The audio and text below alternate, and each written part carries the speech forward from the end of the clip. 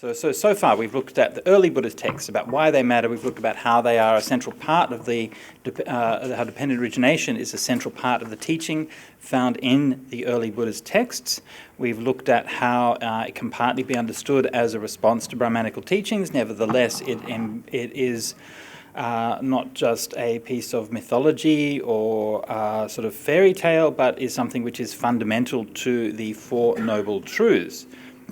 We've looked at some of the myths around dependent origination, and we have tried to speak of something of the richness and the dimensionality of dependent origination, that it has, even within the simple scope of the formula of dependent origination, that it conceals a seemingly everlasting riches, much like the deep ocean, which conceals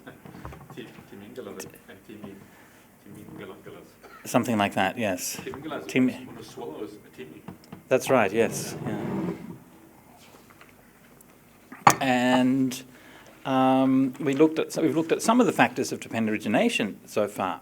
We've looked at ignorance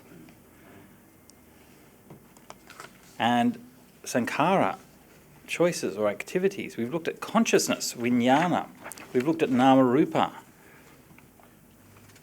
and salayatana, six senses, contact, feeling,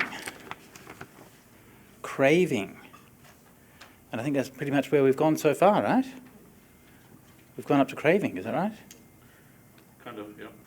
Kind of? Yeah. I sense a certain hesitation there, Venerable. Yeah, because, getting up to is kind of sounds a bit exhaustive, but it's not really. I think one of the things that about this course is that with any kind of course, they're not really exhaustive, because this topic is pretty inexhaustive. It kind of goes on. So really, I think the only way to do full justice to a course like this, I think what you suggested once, is to do all the suttas on dependent origination. And then you that's when you, even then you might not exhaust it probably. But anyway, but it's a good start. Let's put it that way. So yes, so we are up to upadana, grasping. Okay. Did you want to say anything more on those factors? I know you were mentioning it before. Yeah. No, I think it's fine. Yeah. It's okay? Yeah. If we have something we can... Yeah, we can always bring it up later on. All right. Yeah. Okay. So, now we've come up to upadana.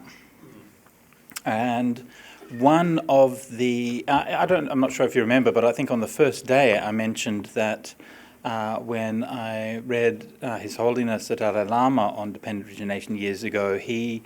that Tibetan exposition was so similar to the Theravadan exposition, or the one that we're familiar with, that he even had some of the same interpretive problems that we have, right, in explaining it from a Pali point of view. Now, one of those interpretive problems is the issue that we've come up to right now, and that is the link between craving and grasping. Do you want to pop them up there? Do we have craving and grasping up there somehow? There we go. So we have craving, it's a word for desire, and grasping, upadana, which is another word for desire. Now how do we distinguish these things? What's the actual difference between craving and upadana? Well, in tanha and upadana, well look, in general use in Pali, these things are more or less synonyms, okay? And Pali is in fact extremely rich in words for desire, wanting, craving, thirst, and all of those kinds of things. There's so many different words for them. I mean, you're probably familiar with a few of them, but there's a lot more. So upadana and craving, tanha, are sort of within that same semantic spectrum, and they, in a way, can substitute for each other. So the question arises then, why do we have the two of them here? Is that merely an example, which is commonly found in the suttas, where you repeat something more or less for emphasis and just sort of double it up? I mean, we find that commonly in the suttas. Maybe that's all it is, and maybe we don't need to read any more meaning into it. Maybe there's a nuance to that whole idea. I'm thinking of the Kachayana Gotta Sutta, where you have the upayupadana binivesa nusaya something, something, something, long compound. And it sort of has this kind of, within a compound you have this whole kind of process of like seeing it and then approaching it, wanting it, and then grabbing it.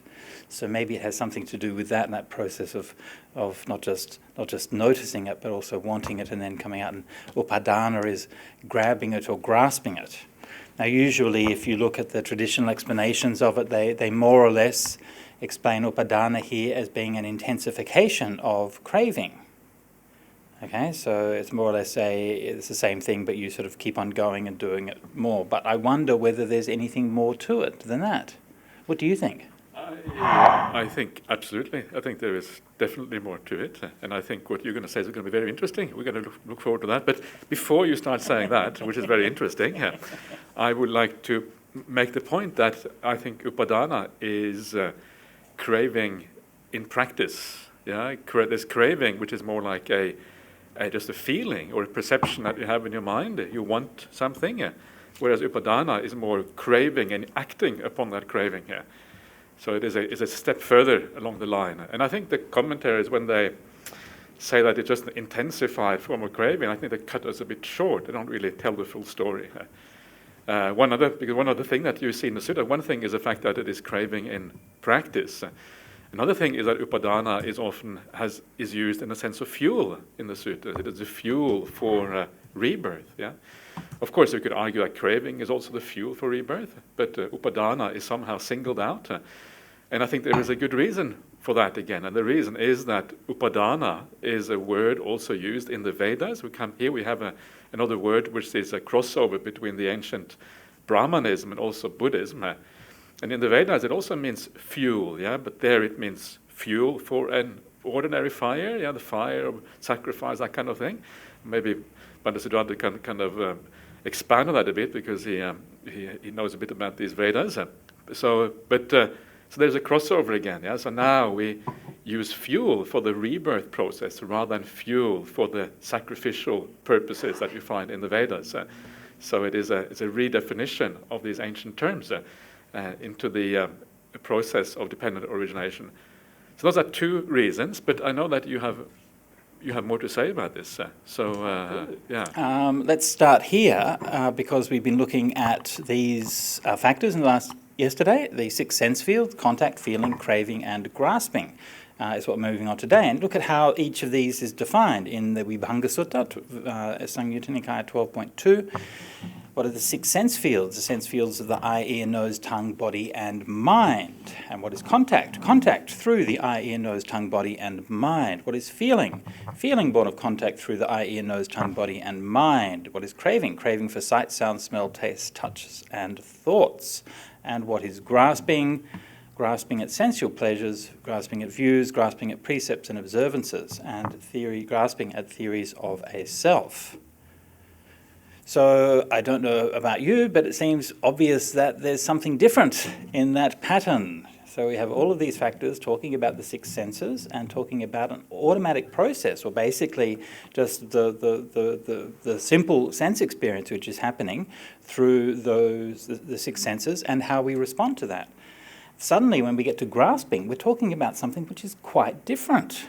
It's described in a very different kind of way, and it's not just an elaboration or intensification of your attachment to your senses. It's actually talking about things in very differently, and it's talking about...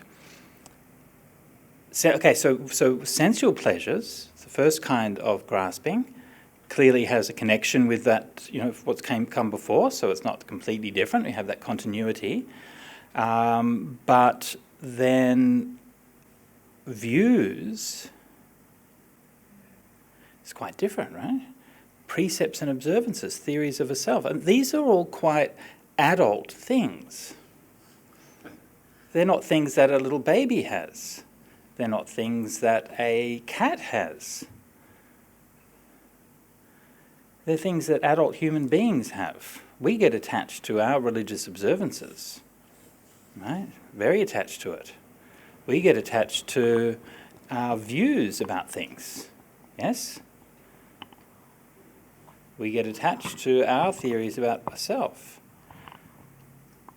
So what exactly is going on here? So what I think that this is talking about is that there's implicit in dependent origination is a nascent theory of developmental psychology. That when we're talking about these factors, we're not just talking about, like one way of looking at it is to look at it, if you like, just vertically, and we can look at all of these things happening as they're in ourselves right at the moment, but it's also talking about how a child grows up. Yeah? And let's have a look at some of the contexts that help to make sense of this. So I'm going to just go over this essay because this has just got the references and things that I'm looking for here.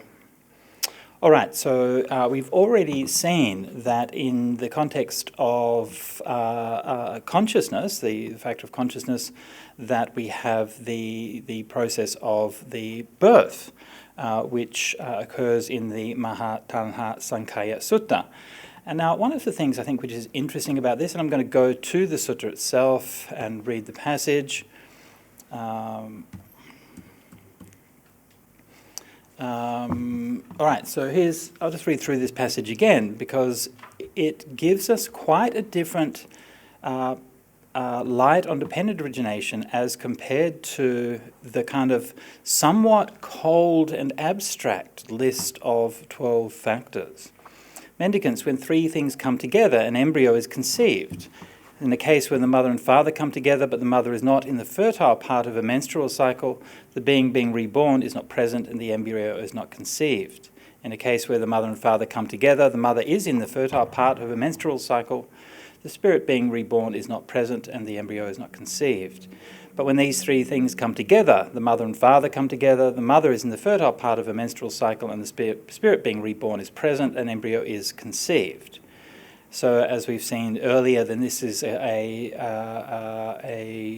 concept of conception which is borrowed by the Buddhists from the Brahmins, and that the spirit being reborn in Pali, the Gandhabba, is always interpreted as the consciousness. Moving along, the mother nurtures the embryo in her womb for 9 or 10 months at great risk to her heavy burden. When 9 or 10 months have passed, the mother gives birth at great risk to her heavy burden. And when the infant is born, she nourishes it with her own blood, for the mother's milk is regarded as blood in the training of the noble one.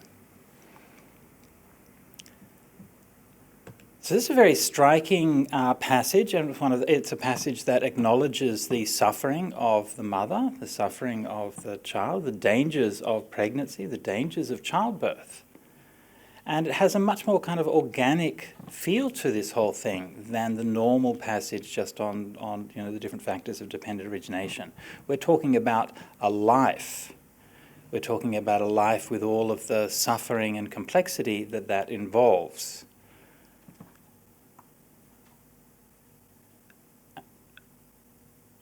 Yep.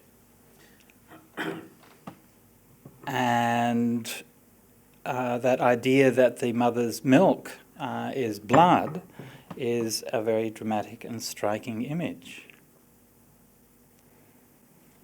That boy grows up and his faculties mature. He accordingly plays childish games such as toy ploughs, tip-cat, somersaults, pinwheels, toy measures, toy carts, and toy bows.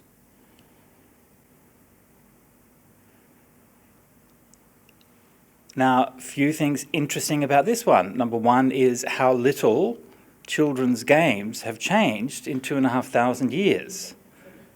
Right? I mean, it's literally exactly the same as what kids do today.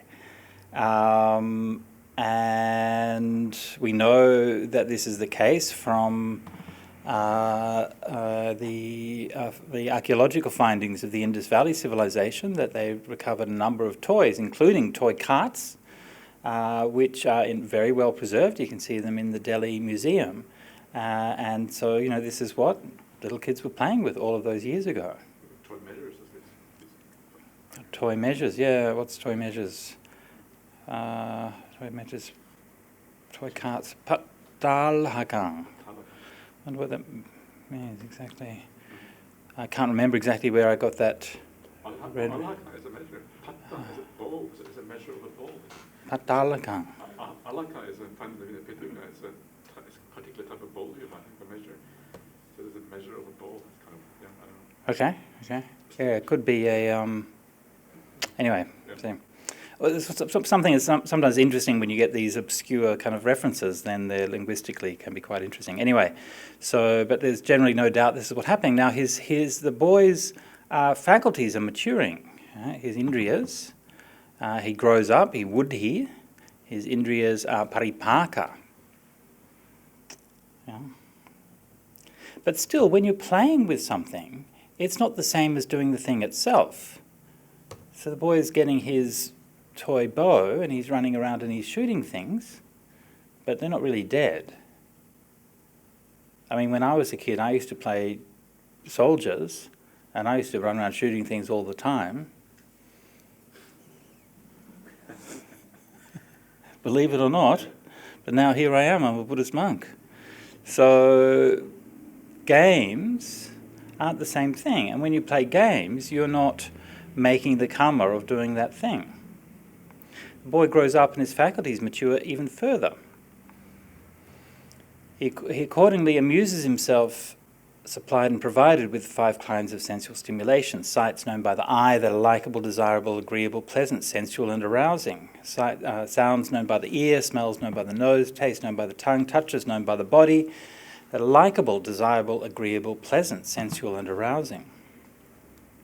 When they see a sight with their eyes, if it's pleasant, they desire it, but if it's unpleasant, they dislike it. They live with mindfulness of the body unestablished and their heart restricted. And they don't understand the freedom of heart and freedom of wisdom, where those bad, unskillful qualities cease without anything left over. Being so full of favouring and opposing, anurodha virodha, when they experience any kind of feeling, pleasant, unpleasant or neutral, they approve, welcome and keep clinging to it. This gives rise to relishing. Nandi. Nandi is a synonym for tanha, for craving, which is also in the Second Noble Truth. Relishing of feelings, ya vedanasu nandi, is grasping. Grasping is a condition for continued existence. For bhava, bhava is a condition for rebirth. Rebirth is a condition for old age and death, sorrow, lamentation, pain, sadness and distress to come to be. So this is then coming back into the dependent origination with grasping. Yeah? So you see how all of this is in fact a more detailed explanation of that passage on the 6 senses, the feelings, the craving and so on. Rather than expressing it in purely abstract terms, this is telling you how it plays out in your life. As you're growing up, your faculties mature and you graduate from playing those games to seeking out desirable things, following your desires, and because you're doing that, then that's sending the round of dependent origination further. I think one of the implications of this is that when you are young, that you haven't really fulfilled the factors of dependent origination. And you're not really making karma in the same kind of sense. I mean, to some degree, sure, but not in the same way as you are when you're an adult. And I think the reason why is because you haven't learned those conceptual frameworks. So you haven't learned the grasping at views, grasping at theories of self, and all of those kinds of things. So when you respond to things, you respond instinctively, you respond intuitively, like a child does or like an animal does. And like you see, a dog gets angry and then the next minute is fine. It doesn't hold on to that. But as humans, we have views about it. As adults, we have views about it. We develop theories about it. We think about it. And when you think about it, your mind goes over and over and over the same thing. And you start to form fixed views that will direct your karma and flow your activities in a certain way. And those kinds of attachments and those kinds of views, that conceptual capacity of the mind, is what completes and fulfills the dependent origination. Let's have a look at, so in Mahanidana Sutta, you have the consciousness being conceived in the mother's womb. Again, the word okanti is used, the same word as in the Mahatanha Sankhya Sutta that we were just looking at. and name and form come together. And DN15 also emphasizes the dangers of that process of pregnancy. Keep going, just keep going. Oh, you can just search for whatever, womb. Let's go Control F, womb. Yeah. There you go. If consciousness, having been after being conceived in mother's womb, were to be miscarried, and the Pali word here is vokamisata, almost literally is the same as the English word miscarried, then would name and form be born into this state of existence? No, it wouldn't be.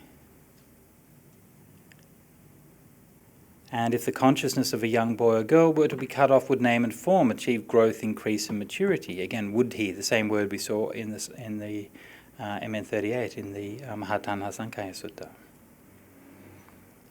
So again, we're talking about this process of a very kind of organic birth and maturing, a period of pregnancy, growing up. We're acknowledging the dangers of that process, and obviously this was a very dangerous and a lot of suffering for the mother and for the child, especially in olden days, but obviously still today, and a very kind of risky thing.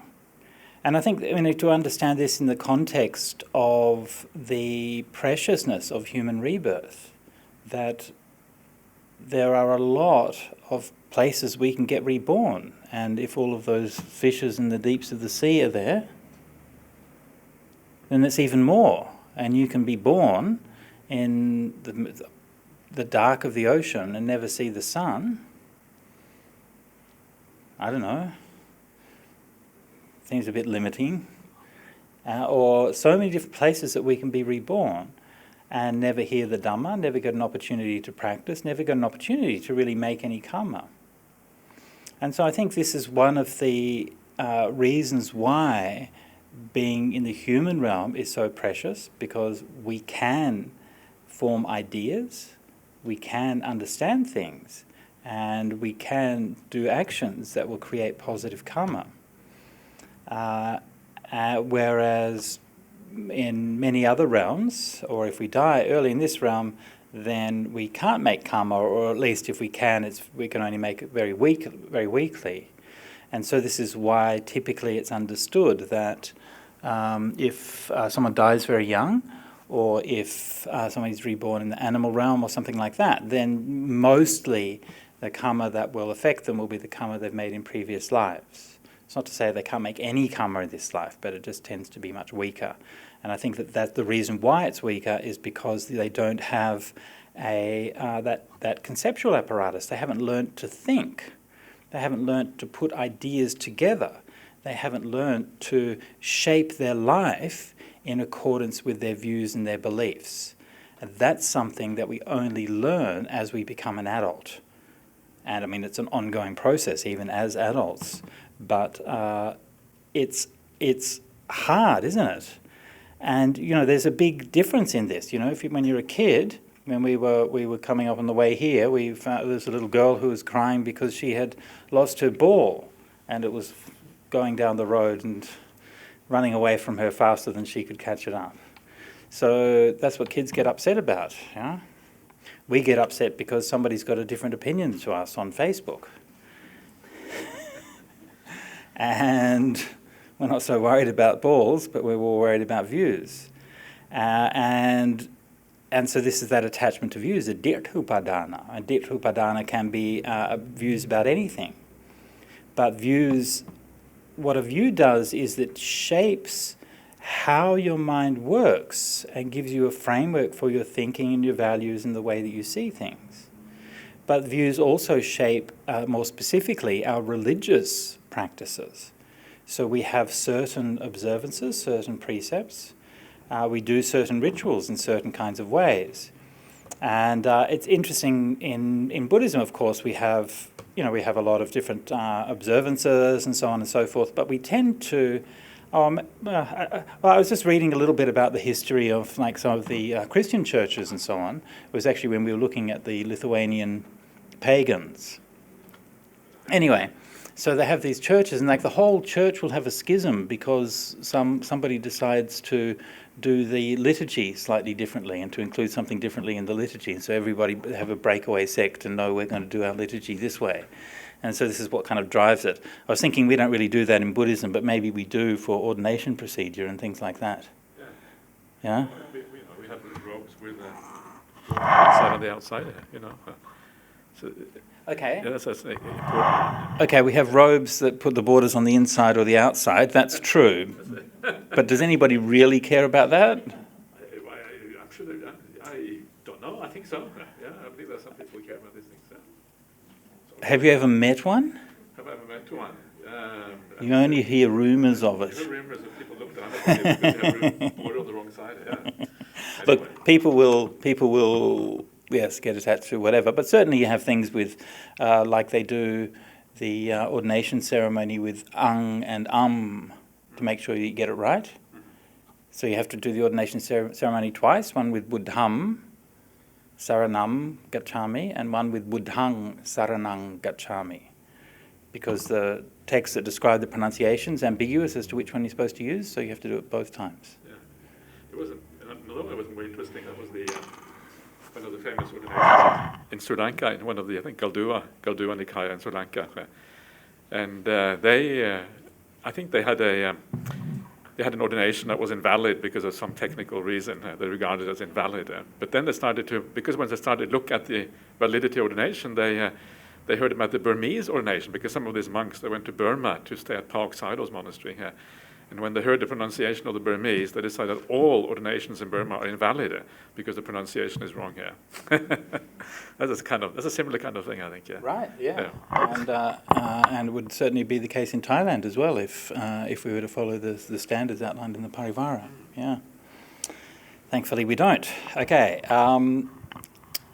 So where were we? Yes, views, Silabhata Paramasa. So this is Silabhata Paramasa, or Silabhata Upadana, is the grasping at the various religious observances. And, there's a difference between, there's a nice passage in the Sutta when the Buddha talks about this and says, you can't get free by being attached to these things, but nor can you get free without them. We need precepts, we need various observances, we need these kinds of things, but we just don't need to get attached to them. So just don't worry about it too much. If you're used to doing things one way, somebody else does it another way, okay, never mind. And as long as no one's doing anything harmful or bad, then it's usually not such a bad thing. If you're a secularist or an atheist, do you have attachment to precepts and observances? Of course. How does that manifest? How it manifests? Yeah. Oh, maybe shaking hands. I don't know how. Shaking hands? Yeah, just. That's kind of pushing it, isn't it? I don't know. It depends. If you get upset if someone refuses to shake your hand, is that attachment to I don't know. Again, an example of that kind of attachment. You can't just see somebody doing some kind of simple prayer or something like that and then just rejoice in their thing. I mean, the whole thing is so crazy, because if somebody's a Buddhist and they're doing a Buddhist prayer, what are they doing, really? They're saying, may all beings be happy, and, anyway, whatever. Okay. All right, so precepts and observances. So in... where are we now? So just checking my essay. Precepts, observances, and so sensual desire, attachment to views, and grasping at precepts and observances, and the last one is attaching to theories of a self. Okay, so theories of a self in Buddhism, this is Attavādupadana, otherwise known as Sakkaya Ditthi. So this is a formulation of an explicit and reflected and articulate idea of what your self is. Now this is distinct from what in psychology or animal psychology people might call like a theory of mind. So you do these experiments. People will do an experiment to see, has the theory of mind, for example. So can a parrot learn to recognize itself in the mirror? And can it know these kinds of things? And you can say, well, a parrot has some kind of self-awareness of itself as a being. So that's one thing. But in Buddhism, that would be attasanya, rather than attavada. Okay, so attasanya is like a perception or an idea or a concept of themselves in their mind. And so a parrot or another animal or something might have that. But what we have is an attavada, which is literally is like a spoken doctrine, right? Avada is something which you speak. So an attavada is an articulated theory of yourself. So, for example, a parrot might be able to recognize itself in the mirror, but a parrot cannot argue about whether a Freudian or Jungian interpretation of the formation of identity is the more correct reading of the evidence. Only we can do that. And not even all of us can do that. But anyway, I think you get the point. So this is attavadupadana. All right. So again, the point here is that the shift from the craving of the child to the grasping of the adult is not merely an intensification, but it also becomes much more sophisticated because it's bound up with views.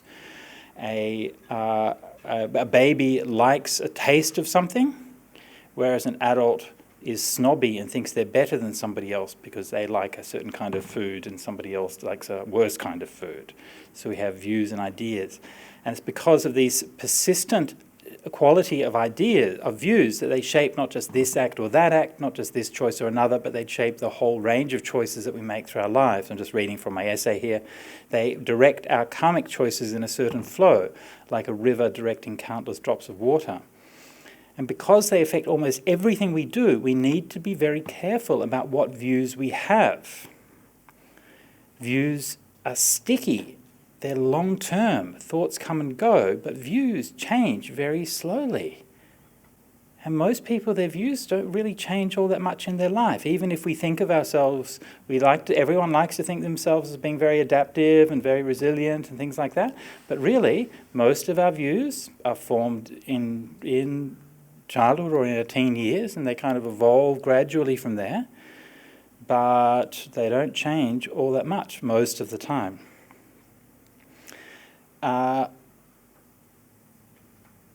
One thing that I think is important to notice or to just be sort of careful of is that in the modern times, right, so in modern times you find it's quite common to have people who have a view that we shouldn't have any views, right?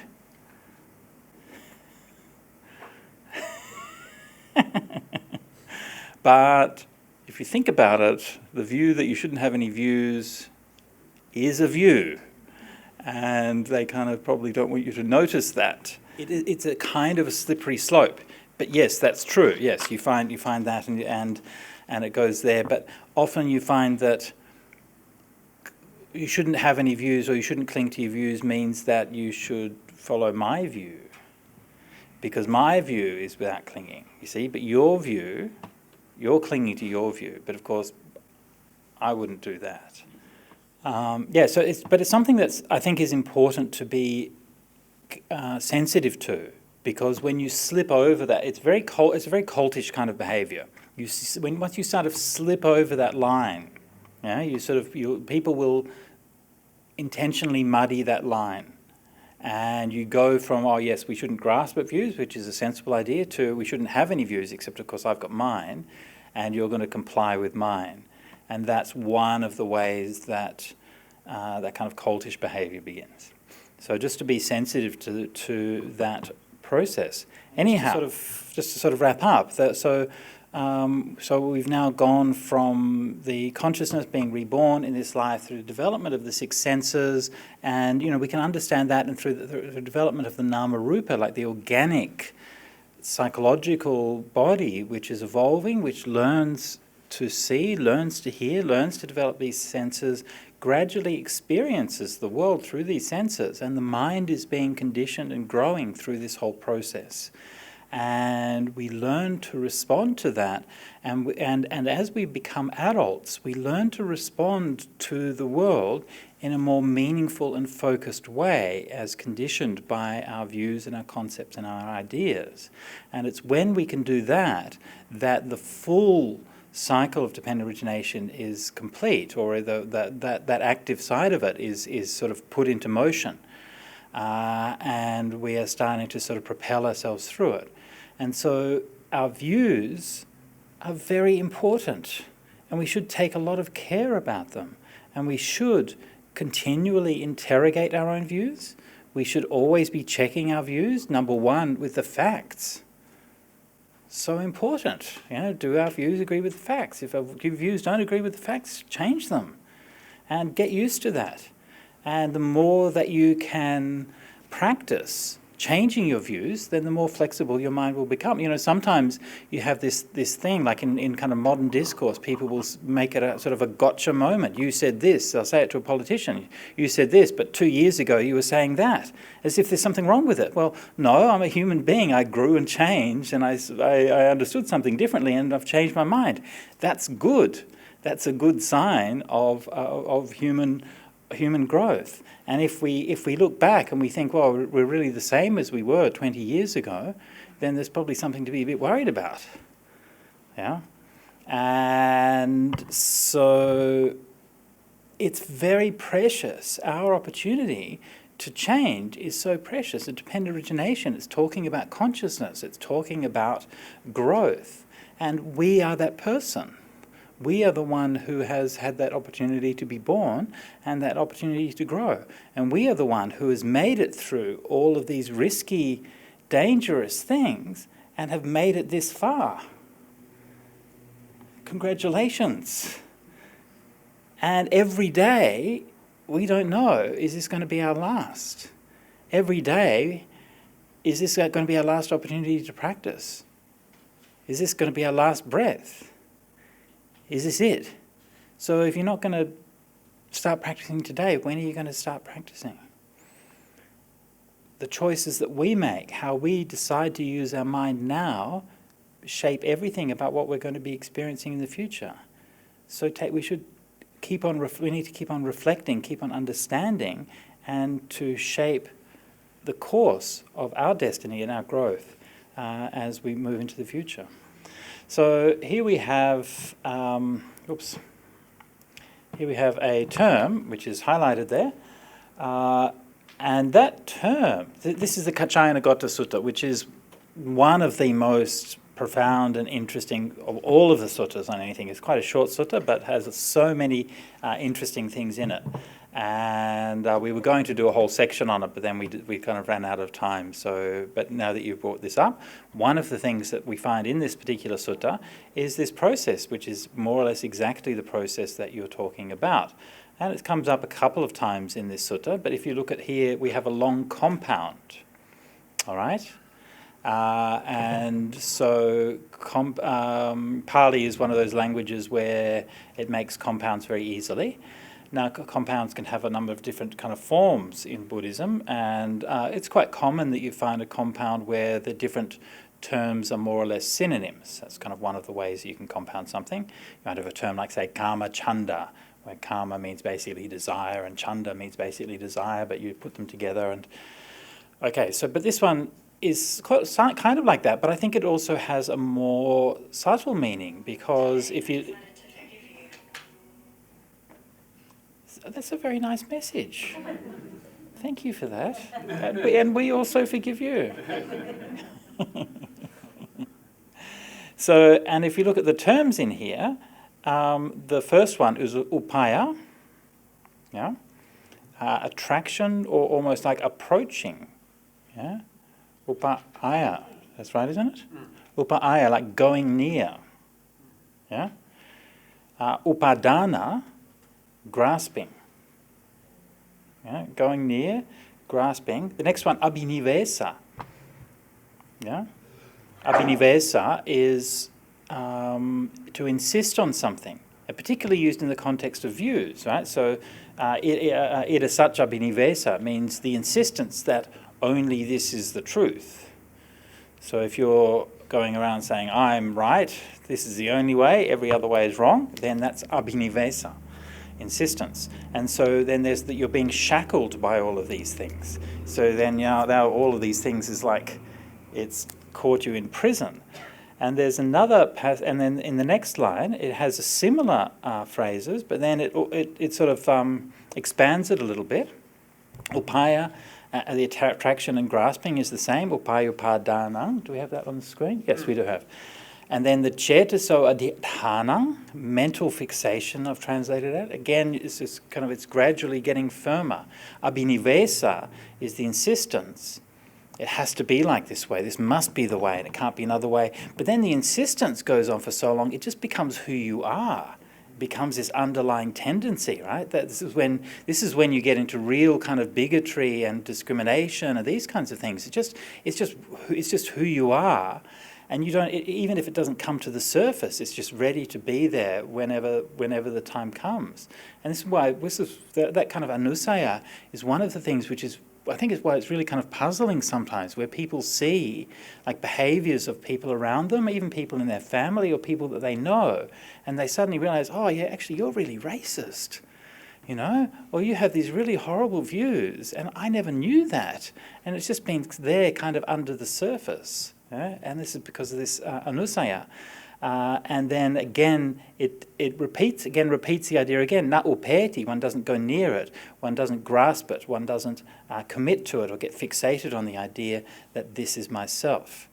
And so this kind of this whole kind of process, this ongoing process of getting attracted, drawing near, engaging, insisting on it, and then the outcome of it is, this is who I am, atame, this is myself. And that becomes, if you can't let go of that, that becomes who you are.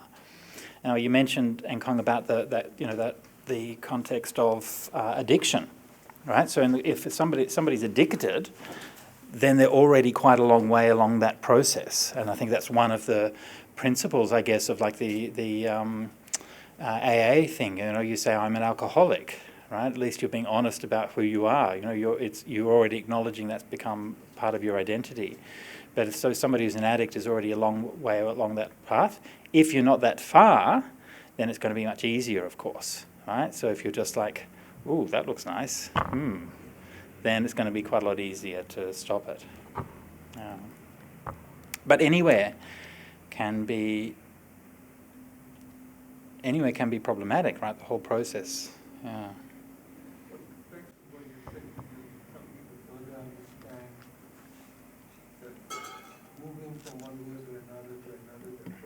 Again, leads us to the Buddhist teaching of too much investment ultimately in the I, me, and mine. Yeah. So again, from the psychology point of view, again, the problem is the narcissism. Right, yes, yeah. The over-identification of ourselves with things or beings. Yep. So it's again trying to, on the one hand, there's a healthy part of it that is about trying to identify who we are, right. But when we overdo it, or we get fixated in it, yep. then we end up in shackles of narcissism. Absolutely, yeah. And this is where you become like the adhitati, the insistence that this is who I am, this is myself, yeah. Was the teaching from Buddhism and other philosophies and psychology, there is actually no I, me, or mine. But with that more matured understanding, then we are freed from it. Yeah. Yeah. I think the problem, though, is that you cannot really let go of that idea of I, me, and mine completely unless you have very deep insight into these things. And as long as you have some idea of I, me, and mine, there's going to be some degree of grasping and clinging and attachment and all of these kind of things, because that follows from that. So you cannot avoid these things altogether. Some degree of attachment is required. So one of the things that we can do, we can, identify our identity.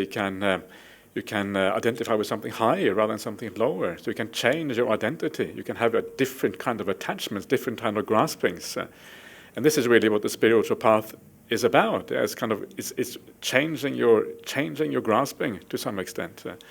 So you. I don't think. Excuse me, Bhante, yeah. I don't think it's changing your grasping.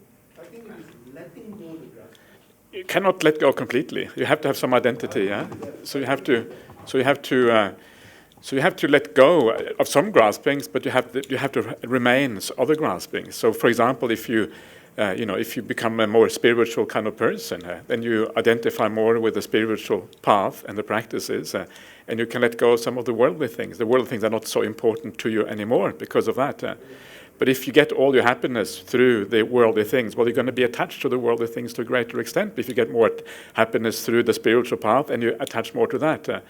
But there is either way, there's going to be some degree of attachment there, because this is the nature of the sense of self. The sense of self has to have some kind of content. Yeah, if you say that I am, well, the question arises, well, what exactly is it that you are?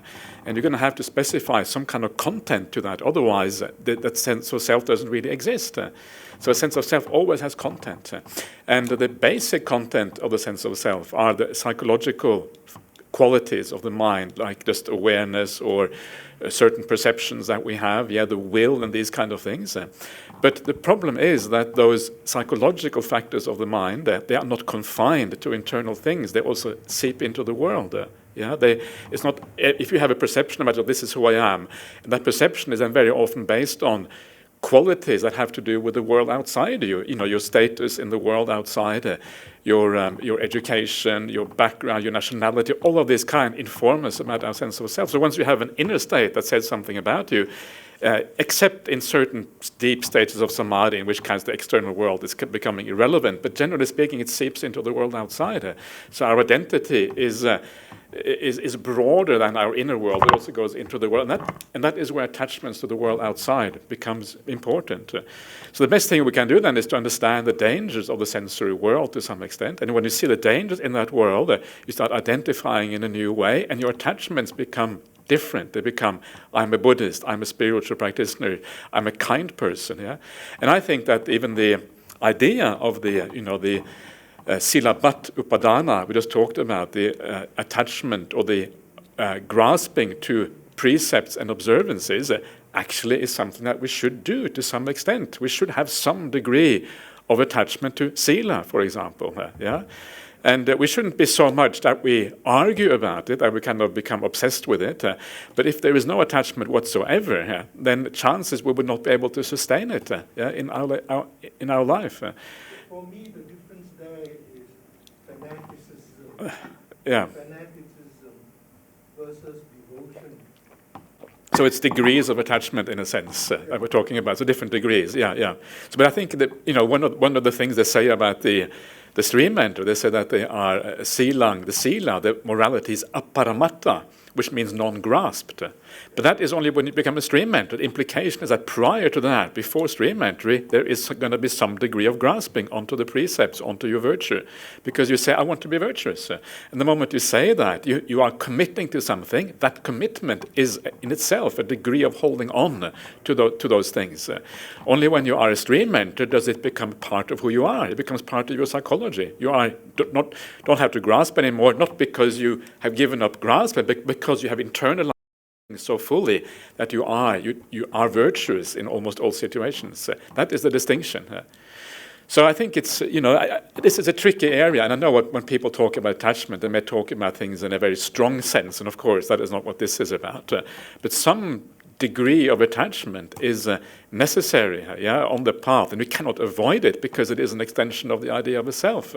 Attachment is part of life, and the best thing we can do is to kind of try to channel the attachments into more wholesome areas and better areas and reduce them in bad areas. The same thing with craving. You cannot live without craving.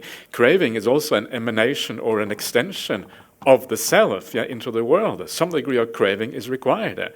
So we try to crave more wholesomely. We have desires that are more wholesome. We don't crave to steal, or we don't crave so much that we will steal as a foundation for to satisfy our craving. Conceit, we have to have some degree of conceit. You just talked about the superiority, equality, and inferiority conceit just a minute ago. But that too, you cannot just wish it away completely until you go a long way on the path. I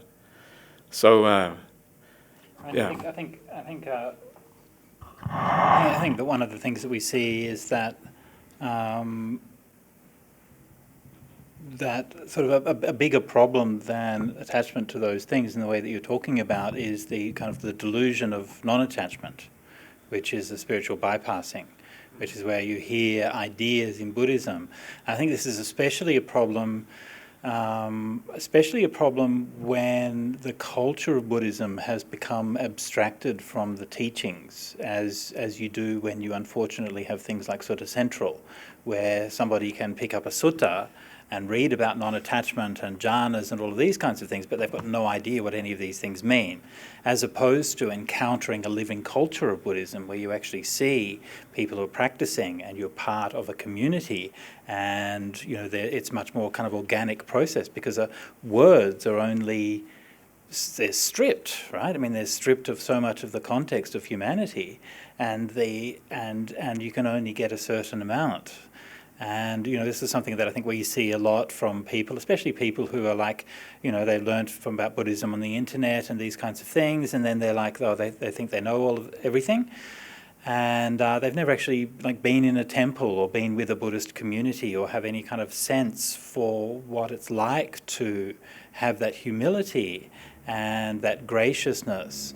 And they might maybe critical, these traditional Buddhists, all they do is offer flowers in a temple or something like that. But there's something which is very beautiful and very gracious and very generous and very self-effacing about doing those simple and traditional acts, which it's easy to talk about emptiness and letting go and so on without that. And that's something I think that we see, and I think especially, in my experience anyway, I think especially young men tend to fall into that thing, and especially one of the things that we've become increasingly worried about is the rise of the alt-right in Buddhism, and sort of extreme, like a co-opting of the narrative of celibacy in the monk's life and so on in support of the kind of incel culture. And we've already seen the rise of sort of far-right Nazi, at least one Nazi monk making a Hitler salute to a Buddha image while wearing monk's robes,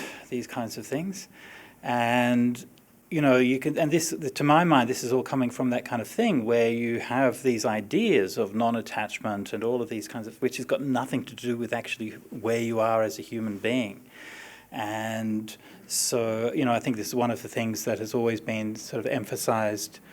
And certainly, something that I always found emphasized in the monastery life in Thailand and so on is that, pick up a bucket of water and pick it out from the well with somebody, and you can actually watch somebody doing that and doing these kind of things and working. How do you work together with people, and how do you actually live as a human being with people? And if you can't do that, I remember when I was first at Santi, first rains retreat we spent there, one of the first guests that we had, we finished the meal and let's do the washing up. The Buddha didn't talk about washing up, he only talked about liberation. I'm like, well, I can introduce you to the video where he did in fact talk about washing up quite at some length, but anyway, so this kind of attitude. So so this is, I think, important to have that kind of balance. I just want to, before we move on from this, I just want to read out this sentence. But if, when it comes to this attraction, grasping, mental fixation, insistence, and underlying tendency, you don't get attracted, grasp, and commit to the notion myself, you'll have no doubt or uncertainty that what arises is just suffering arises, and what ceases is just suffering ceasing. Your knowledge about this is independent of others. And I wanted to read that sentence out because A, I think it's a beautiful and powerful sentence, an encapsulation of the Dhamma, but also B, because I struggled with it for days, and I want you all to appreciate how much hard work it took me to figure out that sentence, because it's really hard syntax. Just throwing that out there. But seriously, this is a beautiful sutta, one of the most commented on suttas, but it has a number of complexities in the interpretation, and there's a lot of scholarly arguments, and there's also a lot of variations in the different versions. This particular sentence, in my view, in the previous Pali translations, never quite made sense because they didn't catch the if. If you look at Bhikkhu Bodhi's translations and others, they don't have an if there. And if you look in the Pali, there's tanchayang, which they'd assumed was tancha ayang, but in the Sanskrit version it has che ayang. Yeah. So anyway, So I just want to be appreciated. That's all. We appreciate it. I think it is important actually to have views and not to kind of allow yourself to be always listening too much to other people, allow yourself to be kind of moved by everyone else's idea. That's no good either, because what do other people know? Yeah, I mean, you may feel uncertain about your things, but other people are just as uncertain. Sometimes they are even more uncertain. So the idea that others know more than us or know better than us, that's also a wrong kind of conceit. It's kind of the inferiority conceit in a sense. So it is perfectly compatible to be humble about your own views and at the same time not be too kind of buffeted around by other people's views, but to hold your ground in certain things. That is a beautiful combination when you can be humble about your own views and also not be, allow yourself to be too easily persuaded by others. It's a great kind of combination. But one of the things which I find interesting, you started off by asking about, how does views carry on from one life to another one, and I find that very interesting. I often ponder the question of why it is I'm a Buddhist monk. It doesn't make any sense, right? I grew up in Norway, it's all about ice and snow, and it's really cold. When I grew up, there was no Asians or anything in Norway. There was no Buddhists. There was nobody. Everyone looked exactly the same. Yeah, everyone looked exactly like me, pretty much. And there was no diversity at that time in Norway. And so where did that come from? Yeah, when I don't have that input, it's kind of really strange. And I used to think it's because I'm really smart. Yeah, that's what I used to think. Yeah, I'm the best. I know the right kind of, the philosophy that makes sense in life. And I found the kind of the Buddhist teaching because that's just conceit is always kind of lurking under the surface with these kind of things. Yeah, I know what's going on. But after a while, I realized, actually, no, there's probably something much deeper going on there. And I think what is going on is that I think, the more I think about it, it's very likely I was a Buddhist monk in a past life. That's what I think now. And or maybe a Buddhist nun in a past life, yeah? Or maybe, and who knows where I was, that Buddhist monk or nun. It must have been probably in Asia somewhere. And that kind of made it very interesting, because at that moment, instead of feeling that I was the best and I know what I'm doing, I started to wonder, perhaps this is a trap. Perhaps I'm becoming a Buddhist monk out of habit, because I was a Buddhist monk in the past. I'm just becoming out of habit, yeah? And that was kind of scary, because then you realize that instead of being the smartest, the wisest, you're just a prisoner of your own opinions and your own views that you may have carried from the past. Suddenly, the thing flips around. And when you get that, it makes you actually even more interested in scrutinizing the Buddhist teachings and asking yourself, well, are they real? Yeah, if this is a trap, I better check out these teachings really well and see if they make sense. And I think that is one of the things that we should often do with our views and our kind of unquestioned assumptions that we may very well bring from the past. We should actually really interrogate them and ask them, why am I holding on to this view?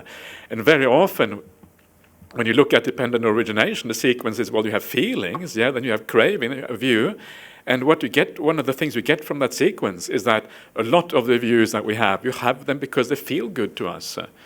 Yeah, you have grown up in a certain way. Your parents taught you certain things. You have certain political ideas. Or political views feel good because it's not just that they're intellectually right. Feeling is what drives us as human beings. This is one of the important conclusions that you can draw from dependent origination, that feeling is really at the root of this whole driving us on. And views are the same. Views come out of feelings. Yeah, not just feelings. There is a degree of logic there, of course, as well. But feelings is a very important part of it. So we hold views because they feel good to us. And that's kind of scary, because it means, have I really thought this through? Do I really know what is going on? Or is it just because it feels right to me that I do this? So all of these things makes it a bit more dicey, this whole thing about views and opinions. And it makes us kind of try to stand back a little bit more and scrutinize things a bit more and be more open. And again, that doesn't mean that you should listen to everybody. No, not at all, because they have exactly the same problem. They're also holding on to their views because of feelings and all kind of weird stuff. It just means that you are more humble about your own views and opinions. Anyway, so... Sure, yeah, but I think that is a good point, which we hadn't raised before, that this relinquishing of views is what happens at stream entry, right? So that's like the beginning of the unraveling of dependent origination. Oh my goodness, man! We entirely forgot to put in the flip side of everything. Like we've all got dependent origination, and we've got to do like another week on how it unravels on cessation. Yeah. Oh well, Yeah. excellent. The good thing that we're going to be locked down, so we can do this next week. So you won't. I see. Can we book the room for another week? It can be arranged. Okay, good. But yeah, and so this is one of those starting points. And but again, it's like all of these things. It's a gradual process. So you just have to keep on asking, about these views. Keep on interrogating them. Keep on looking at it. Check it against the facts. Check it against the opinions of the wise. Right? These are things that the Buddha was saying. Well, again, check it against your own experience, and don't stop testing it. Yeah. Especially when it comes to spiritual things, and if you get some kind of meditation experience or meditation attainment, and all of these things, like on our sort of central forum, we've kind of banned any discussion about meditation attainments and jhanas and all of these kinds of things, because it's all these people talking about things they don't know about, and. If I'm, hopefully some of you will be coming along to the meditation course tomorrow, and if we're, as meditation teachers and experienced practitioners, like if you talk to somebody in detail about their experience and you get some kind of sense for who they are and how they're practicing and so on, and then you can begin to have a sense for what it is that they're talking about. But if somebody comes along and says, "Oh, I've got first jhana," or "I've got third jhana," or something like that, you go, "Okay, hopefully that's nice." But it's so disconnected from where people are at. One of the things that I started teaching, especially when I was in Sri Lanka, when I was doing meditation interviews, I would always tell people, don't talk about your meditation in Pali. People would come up to me and say, "Oh, I've got piti, I've got vitaka, I've got vichara, I've got jhana." Don't use Pali, just use English. Because you're processing things through these doctrinal categories, which you read about, and you're trying to impose these doctrinal categories on your experience. I don't want to know about that. I don't care about what doctrinal categories you use to interpret your experience. What I care about is what is the experience that you're having. And if you can you should be able to talk about your experience in a way that's clear and straightforward. So this again is what we listen for what I listen for when listening to meditation. People talk about their meditation. You're not interested in them telling you about this plane or that plane or anything like that. You're interested in somebody who can clearly and reflectively talk about the kinds of experiences that they had in meditation. And if they can clearly describe what is going on to you, then this is somebody who is aware and who is understanding what's happening, and then you can begin to appreciate what really is going on there. Okay, yes, other questions? Yeah, Ankon, go on. More request and it's a request that I don't insist on and I can let it go. But right now I'm desiring Okay. that I hear from Bhante Akaliko yourself, what is the experience in the Sri mentoring that is of course definitely related to dependent origination. Right. Because I've never read that, I've never heard that. What is the experience of stream entry? Yeah, I think Bhante Akaliko was getting into that area. That doesn't come from, well, it might be written up, but it's not doctrinal. It is what you were talking about. Right. It's the actual experiencing. And that is still in the English language, so that I can follow. Does Yeah. that make sense? Yeah, sure. I don't know. Yeah, I'm not sure how much we can there is to be said about that, but I mean, We still have There- up to 7:30. there is still up until 7:30. I mean, there's a number of things. One thing is that from the suttas, it seems that the experience of stream entry is something that happens at a certain point in time. It's described as being like a flash of lightning in the darkness of night. So this idea that we've been just stumbling around, vaguely glimpsing dark shapes around us, and then all of a sudden it's there.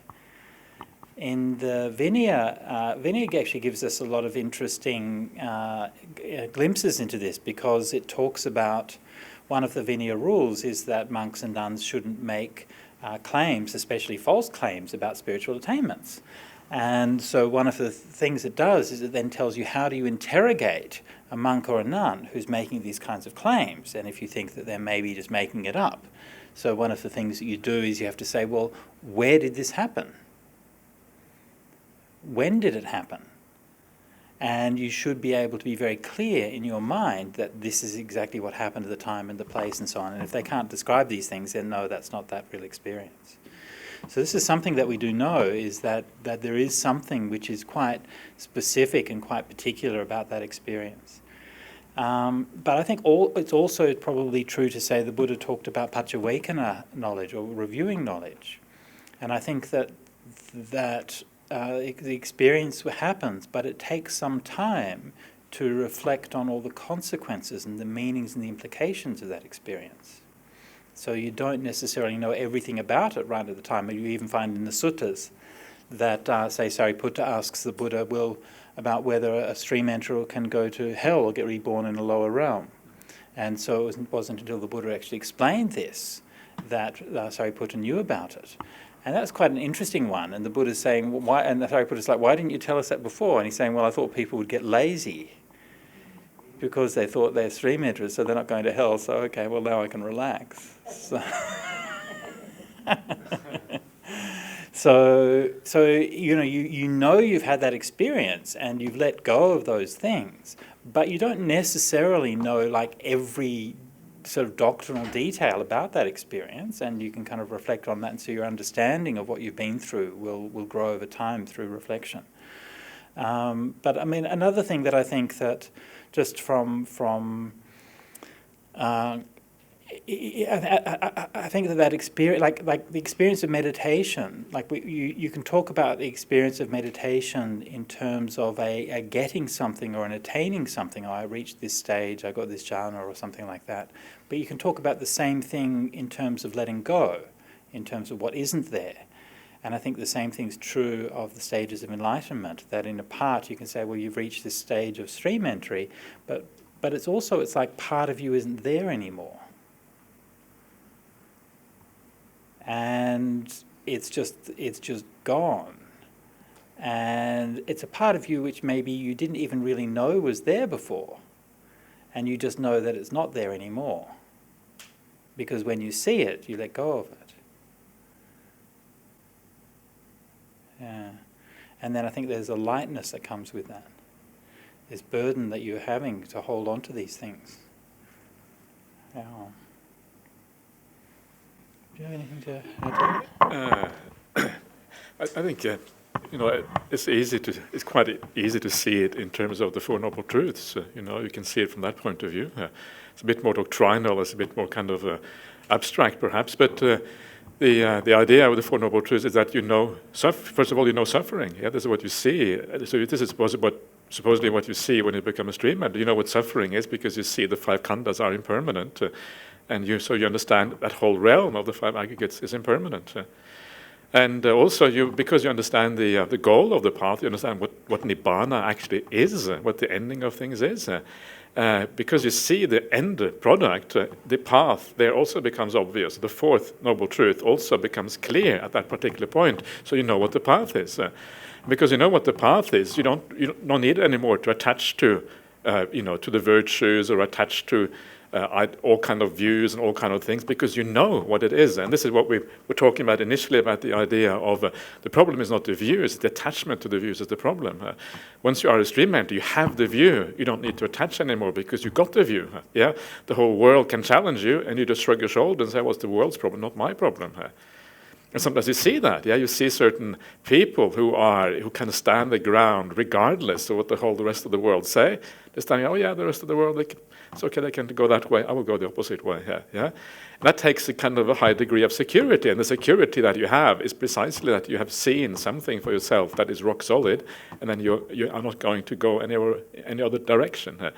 And at that point, because you know all of these things, the path is clear. You know exactly what the path consists of. And it basically, path consists of purification. Yeah, that's obvious. So doing anything immoral is going to be crazy, because the only person you're hurting is yourself. So the idea of doing immoral things just kind of ceases to be possible at that particular point, because you know precisely what it does to you, and you know who you are hurting, and et cetera, et cetera. So morality becomes established in you psychologically, and so it's a bit more abstract. But I think that kind of framework also is quite a useful way of seeing it from. Do you know, Enkong, my Cottesloe Beach simile? No. You don't know that? Do you know that? Have you heard me say that one? We've got the simile of Cottesloe Beach. No? So when I was a kid growing up in Perth, you have, of course, long, hot summers of school holidays, nothing to do, endless days stretching out before you. So one of the fun things we used to do was get with our mates and we'd ride our bikes down to Cottesloe to go to the beach. And in Perth is, generally speaking, quite a flat place.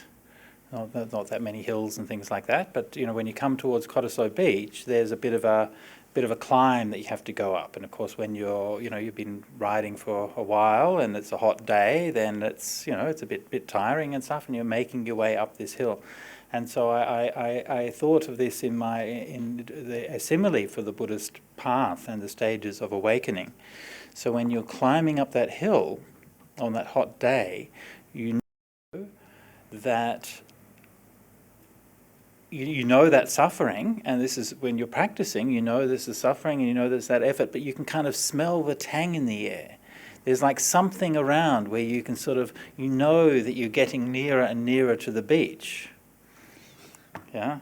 And you can't necessarily see it or prove it, but you know that you're getting closer. Australia, the beach is nirvana, isn't it? Is that right? Oh, absolutely, yes, yeah. The beach is Nibbana, yes, that's true. And so, and you're going over. Now, of course, as you're riding your bicycle up the hill, at any point you might decide to give up. Yeah, and then you roll back down the hill or whatever, you say, no, it's too much for me. But if you keep on going, there comes a certain point where you've put enough effort into it that you've got the energy to make it up to the top of the hill. Yeah? And you're not at the top of the hill yet, but you push it down on the pedal, and that one pedal's got enough energy, and that is the entry to the path. This is the Sodapati Palasachi Kiriyaya Patipanno. Yeah, the Sadhana Saridana. You've done all the work, actually. Everything that you need to done, all the factors of the path are there, and all of the momentum is there, but you're not actually quite there yet. Yeah, and when that moment, you don't necessarily know. Right? You don't know which push of the pedal is going to be enough to take it. You've got a pretty good idea, right? It's around about the place, but you don't exactly know, is it this one or that one. So this is the one who's on the path to stream entry. So the path to stream entry, interestingly enough, the person on the path to stream entry has not actually seen the Dhamma. And there's nothing in the suttas that says that they actually explicitly know when they've entered the path. You know when you realise the fruit of stream entry, but the path to stream entry, you don't. I mean, maybe a little bit, you're not quite sure. And I think that this is the reason why. It's because the path is about putting into place the causes. And so you generally know, and think about, that's normally the case whenever you're doing anything where you're putting into place the causes. Let's say you're watering your garden.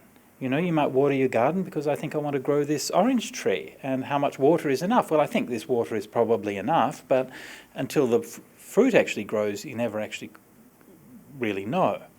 So you water it anyway. Yeah?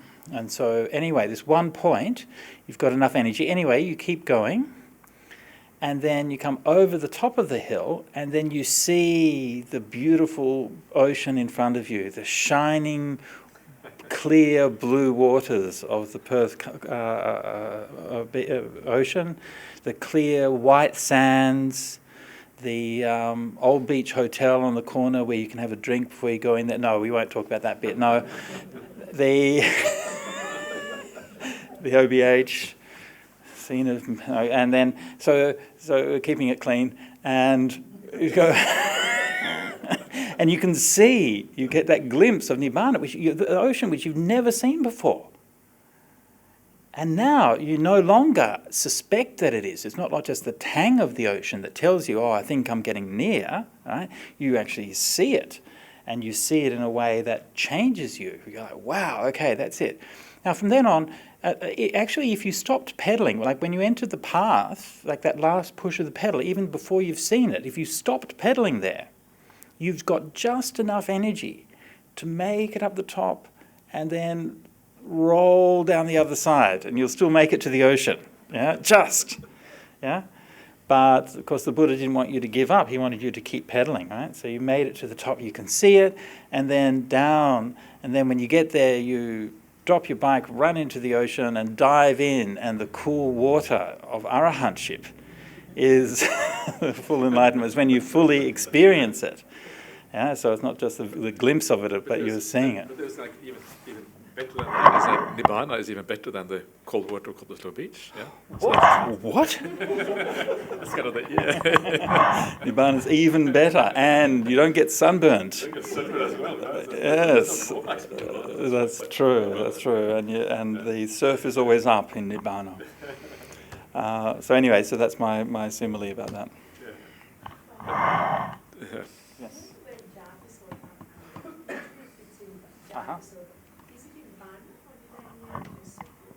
Yeah, so there's a concept people talk about called the Jata Sotapanna, which is basically means somebody who's born as a stream enterer.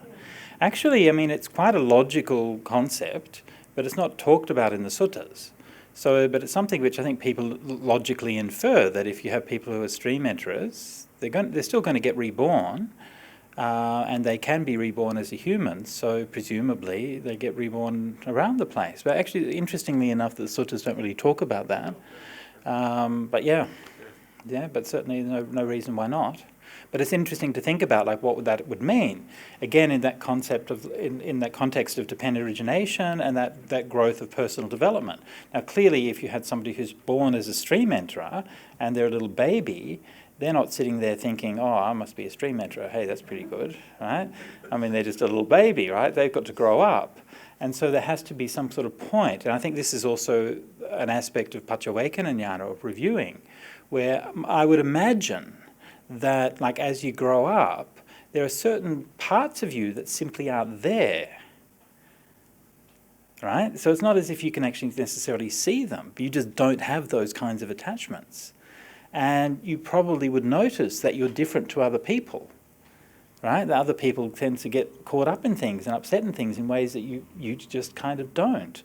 And there are sort of examples around the place of people who are born and grow up and who seem to be like this, who have this kind of purity or something since they've grown up. And I don't know, but you sort of wonder about, where that comes from. And so, I imagine that somebody like that would, encounter the Buddha's teachings at a certain point, and then, I mean, most likely, if you're a stream enterer, you're probably going to be born in a Buddhist culture, right? I mean, I assume, seems logical, but regardless, you're going to encounter the Buddha's teachings at some point, and you probably recognise it and say, oh, actually, that seems like, it's talking about me. I don't know, yeah, but it's an interesting thing to think about, isn't it? Yeah. I think there's a nice thing. I think it's from the commentaries. I'm not sure exactly where it is now. The idea, if you are on the path to become a stream enterer, you're a sadhanusara, dhammanusara, right. But then the universe is about to collapse, but you haven't yet still become a stream enterer. Then the universe has to wait. The universe cannot collapse until you become a stream enterer. That's pretty cool, isn't it? So you can kind of hold back the whole universe by okay, hey, I'm not going to become a stream enterer, and then sort of the universe has to kind of stay in place. But so if you're an evil if you're an evil sadhanusari, sadhanusari. No, just a playful one. That's right. Yeah, you just stay there. Yeah, but the other thing, which is, I don't know if this is really, it's all relevant, but when you say that you kind of up going up that hill and you kind of just come to the top when you have enough momentum and you know you're going to make it over, but you haven't really seen the ocean yet. It's the kind of waiting here. Yeah. And I think one of the definitions of the Sadhanusari, Dhammanusari, is that they cannot take any sankhara as permanent or happiness or as self anymore. Yeah, they cannot take any individual sankhara as having these characteristics as permanent happiness and self. So that, is that right? Yeah, they cannot take any. They cannot take any particular sankhara in that way. Sadhanusari? Sadhanusari and Dhammanusari. Yeah. If you ask them, they cannot do it. So I think the distinction there, perhaps, between the Sadhanusari, Dhammanusari, and the stream mentor is precisely what you were talking about yesterday, about the inferential knowledge. Even though you cannot take any particular sankhara as permanent or happiness, the inferential knowledge that all sankharas are impermanent and happen, that is, I think, looks like to me that might be kind of the step from one to the other one here. Yeah. And so that's where the inferential knowledge comes in here. But also talks about the main thing it talks about is the so getting into a very much more specific specific textual discussions here, but